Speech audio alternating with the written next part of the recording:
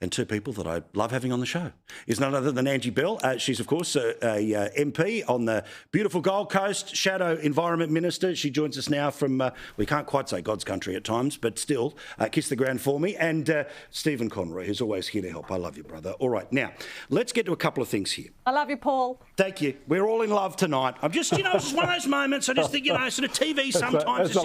It's just this blah, blah machine, right? Occasionally human beings should actually say human stuff on the television. Why not? Okay, so, Stephen, now, I'm just going to ask you one little thing, okay, about the US thing. Do you think the term triumphant might be too much? Like, very good, very successful, like, yes, sure, the bar that had been lowered to the stage where, and the fun little moment with Rudd, and if nothing else, it was fun because just for 1 minute he was reminded. Just 1 minute he was reminded about how little tinsy tiny he can be. And again, everything's fine. He still doesn't remember what he looked like. Never forget that bit, right? But to me, triumphant. Like, okay. Like, in the same way sometimes I might be too hard, they're too soft if they think this is triumphant. We've still got a tariff on us and we're still paying $300 billion for some subs. Settle down.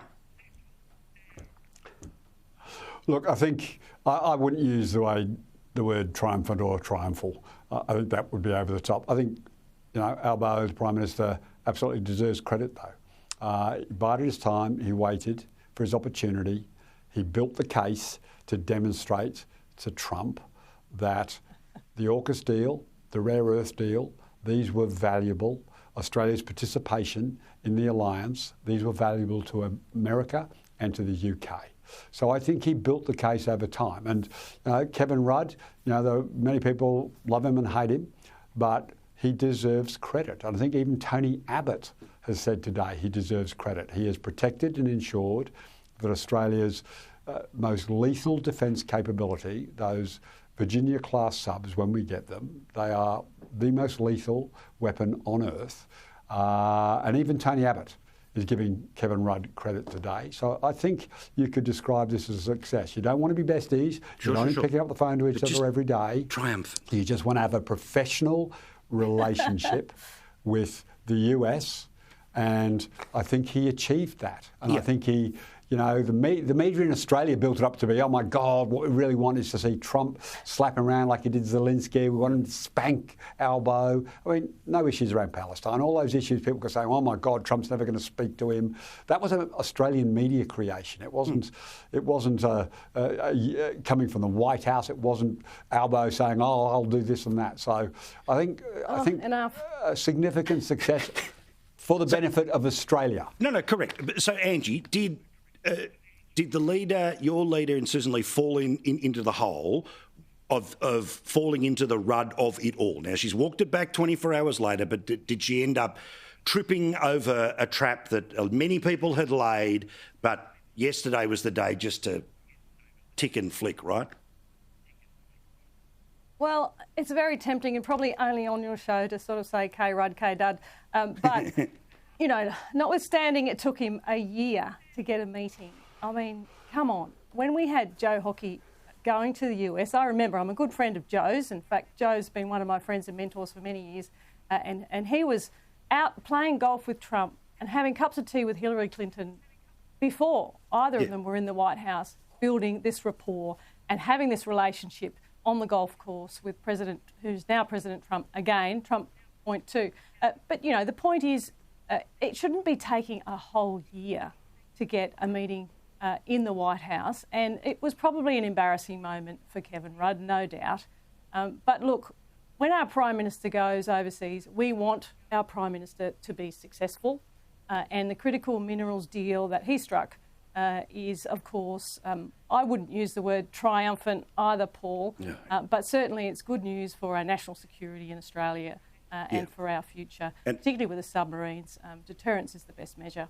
Yeah, and if anyone thinks that wasn't the term that was used, check the same tapes that I can check, because I'll gladly play tomorrow if you would like me to correct the record. In the meantime, Rudd, sort of the Dennis the Menace of international politics, right, Kevin? Like, just enough, go away. So, can we just get to this game? Stephen, a lot of people have been very critical minerals, very important, very critical minerals, right? I think 80% of people in the real world have no idea what they are, right? They actually don't know what they go. Okay, I get it. It's a good thing. If it buggers up China, good. I'm in the front row. Can you give me the idea, right? Because theoretically, all minerals are limited, right, and difficult to find. What is a critical mineral? I know I'm going to cop it for asking the question, but I'm going to ask it on behalf of the kids in the back row. Yeah. No, look, firstly, most of them are almost unpronounceable tongue twisters. Right, okay. But critical minerals are almost microscopic. You find them inside iron ore. They're not just lying around, they're inside other deposits. So they're hard to find and hard to identify. So a lot of them, so terbium, there's one I can pronounce, is used in things like naval sonar, in sensors. So to give you an idea already, if you don't have these things, your sonars on your subs don't work. Okay. Some of the others are used for magnets. Now, I don't know how this happened. The F-35, our main fighter plane, one of the US's main fighter planes, they rely on this magnet. And this magnet is produced, believe it or not, in China. One tiny piece that makes a magnet. So you can see that when China decide to turn off the tap, they cause havoc to the AI industry, to the tech industry, to medical research. All of these critical minerals are used in the most incredible parts of society. And as you said, I think you're being generous when you say 80%. I'd say 99.9% of Australians, who don't work in this field. Yeah, again, it's not like pants. It's that people know mining. I just had to Google, just to be clear, I just had to Google some of these facts so I can actually answer your question. I'm not pretending I know anything about the Shadow Environment this. Minister can do so without the Google, right? Because, look, I know there's other issues in environment to discuss here, but yeah. They're the isms. What did you say? They're the what? The EMs, IUMs, the lithiums of this world. And there you go. Look, the things that go into, mobile phone screens. And obviously, Stephen mentioned their defence capability.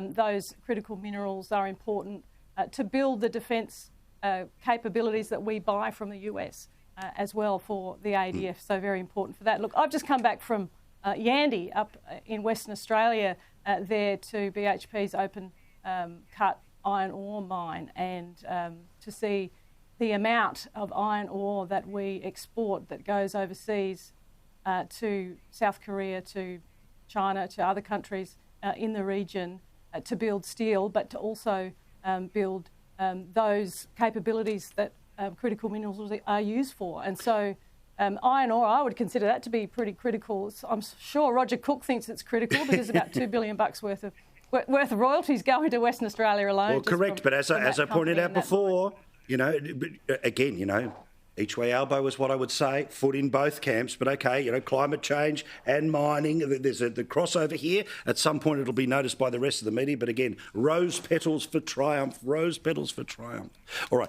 but Angie, we see that Murray Watt as Environment Minister, what was nature positive legislation now perhaps getting a little bit of a rebadge, he decided to give the coalition a little bit of a whack, even though he's asking for your votes to help get a version of this through the parliament. Roll what the charming bloke had to say.